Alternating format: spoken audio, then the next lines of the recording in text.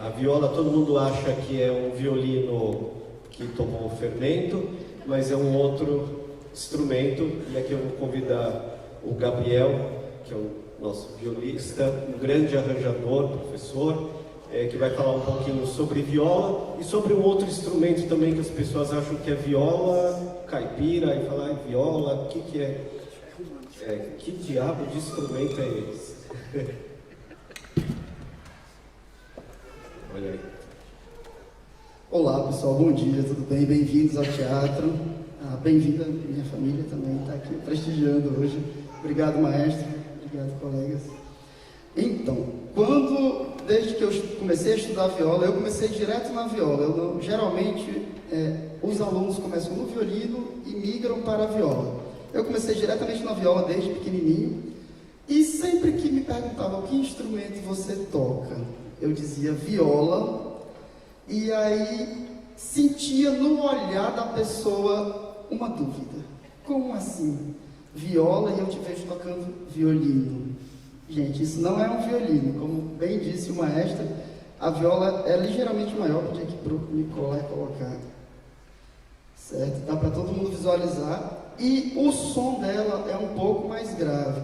A gente pôde ter a oportunidade de ouvir o som do violino fazendo solo. O principal solo do violino é nos sons agudos. E por mais que a viola quisesse fazer algum som tão agudo quanto o violino, fica um tanto artificial, porque a viola naturalmente não tem esses sons agudos como o violino tem.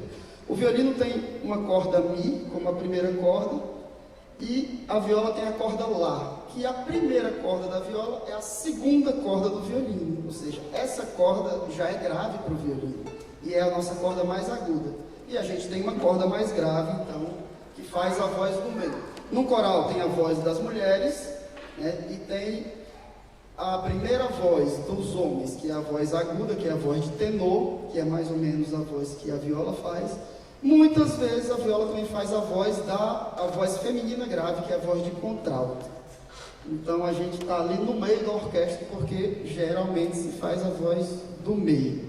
Certo? Mas voltando à confusão que todo mundo fazia, era o seguinte: no Brasil existe um instrumento muito popular chamado viola, um instrumento trazido pelos padres jesuítas, pelos portugueses, para catequizar os índios, e ficou muito popular entre o povo do interior, entre o povo caipira, entre o povo que realmente tinha contato com esse instrumento. Acabou virando a viola caipira, que é diferente da viola, né, de arco, a viola, como vocês queiram chamar. Eu chamo só de viola, tanto uma quanto a outra, mas costumou se diferenciar da viola de arco a viola caipira, que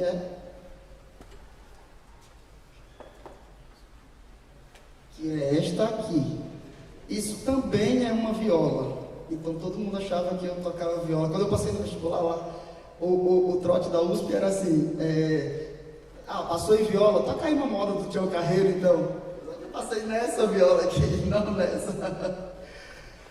Por acaso eu gosto muito do som da viola caipira, eu sou nordestino e toco um pouquinho de viola caipira. Não sou profissional daquela viola, mas toco um pouquinho também.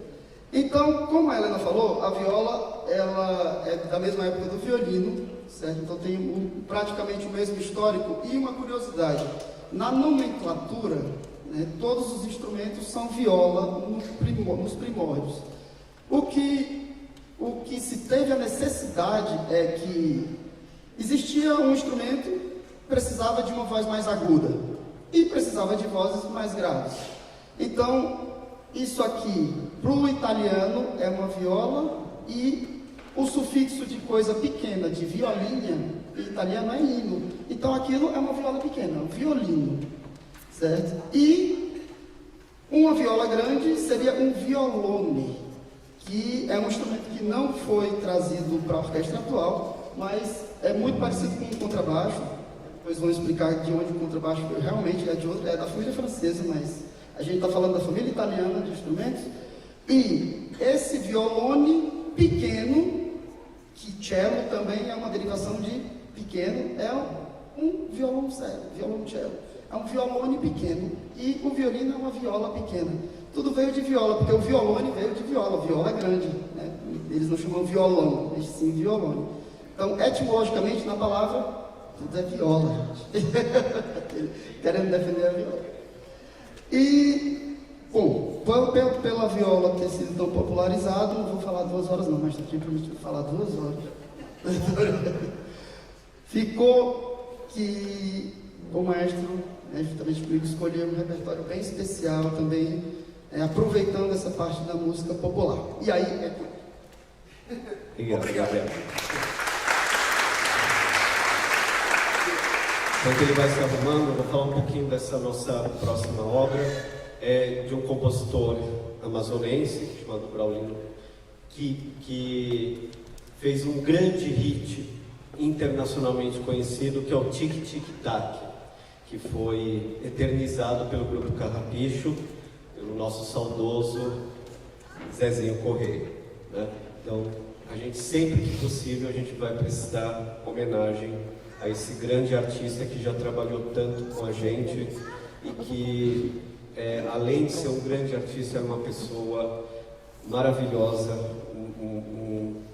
realmente um amor de pessoa.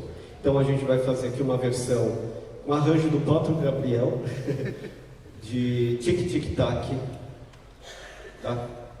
Pode entrar, pode entrar.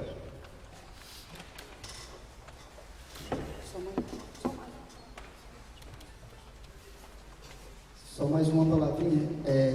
A viola ficou conhecida tanto no interior lá do Nordeste, quanto no restante do Brasil, dos interiores, né? Então, existem influências, né, nordestinas, existem influências ali do centro-sul brasileiro. A introdução que eu vou fazer dessa música tem uma parte de escala nordestina e um pouquinho de um pagode, né, que não é bem nordestino, é mais ali do caipira, do centro-sul. Maravilha. Tic Tic Tac.